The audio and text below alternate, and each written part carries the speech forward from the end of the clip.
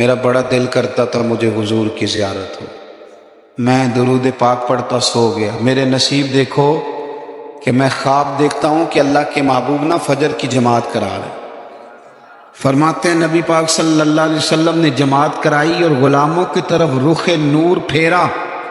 ایک صحابی کے باغ میں تازہ کھجوریں پکی تھی، وہ صحابی ٹوکرے میں ڈال کے حضور کی بارگاہ میں لائے۔ نبی پاک صلی اللہ علیہ وسلم نے ایک کھجور اٹھائی اور اٹھا کے منہ میں رکھی، پھر حضور صحابہ کو دینے لگے۔ فرماتے ہیں قربان جائیں نمبر میرا بھی لگ گیا۔ کھجور کھائی، کچھ کھجور کا مزہ تھا، کچھ دست مصطفیٰ کا مزہ تھا۔ فرماتے ہیں بڑا ہی مزہ آیا، بڑا ہی سرور آیا، دل کرتا تھا کھجور ایک اور ملے، لیکن سب کو ایک ایک مل رہی تھی۔ ادب کا تقاضا یہی تھا کہ میں بھی دوسری کا سوال نہ کروں۔ ابھی کھجور کھا ہی رہا تھا کہ میری آنکھ کھل گئی، فجر کی اذان ہو گئی۔ فرماتے ہیں میں اٹھا تو کھجور کا ذائقہ ابھی بھی میرے منہ میں موجود تھا۔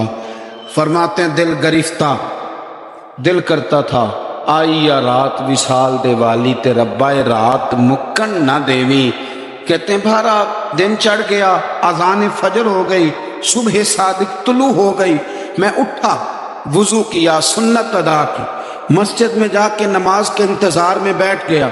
فرماتے ہیں فاروق اعظم جماعت کرانے آئے۔ اتفاق دیکھیں کہ حضرت عمر نے بھی وہی صورتیں نماز میں شروع کر دیں جو رات خواب میں حضور نے نماز کے اندر پڑھی۔ میں سمجھا یہ اتفاق ہے، اتفاق ہے، لیکن جناب فاروق اعظم نے جب نماز پڑھا کے سلام پھیر کے لوگوں کی طرف رخ کیا تو کھجوروں کا ٹوکرا بھی آ گیا۔ میں نے سمجھا یہ بھی اتفاق ہے۔ فرماتے ہیں عمر نے ایک کھجور اٹھائی اور باقی بانٹنے لگے، اور عمر نے ایک کھجور مجھے بھی دی۔ کھجور میں نے کھائی، مزہ مجھے بڑا آیا۔ حضور صلی اللہ علیہ وسلم سے تو ادب کی وجہ سے نہیں مانگی تھی، عمر تو اپنا دوست تھا، اپنا یار تھا، مجھ سے ہر کام میں مشورہ لیتا تھا۔ کہتے میں نے فوراً کہا عمر ذرا ایک دینا، ایک کھجور اور دینا۔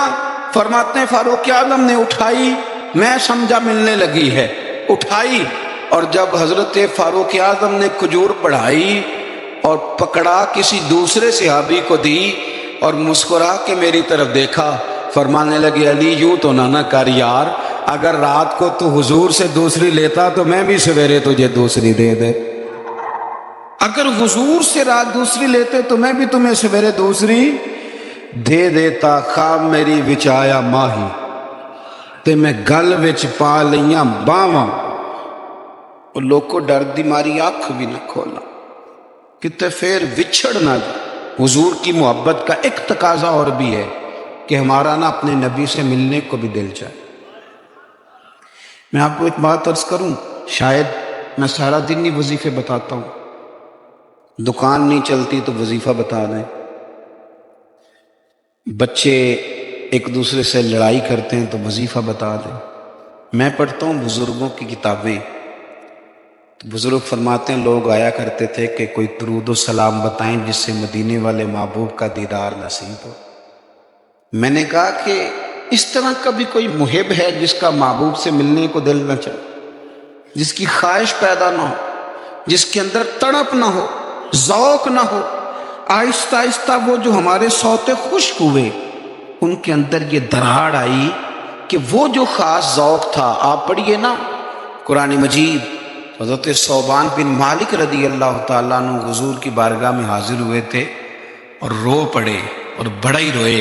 تو حضور نے فرمایا کیوں روتے ہو؟ تو عرض کرنے لگے یا رسول اللہ جب دل نہیں لگتا تو میں زیارت کرنے آ جاتا ہوں۔ تو حضور نے فرمایا تو روتا کیوں ہے؟ عرض کی سونیا مجبوری یہ ہے کہ آج تو دیدار کر لیتا ہوں، اور صبح قیامت اللہ آپ کی برکت سے جنت دے گا بھی تو آپ تو اونچلے درجے میں ہوں گے نا نبیوں کے ساتھ، تو میں تو ہوں گا غریبوں کے محلے میں۔ میرا بڑا دل کرتا تھا مجھے حضور کی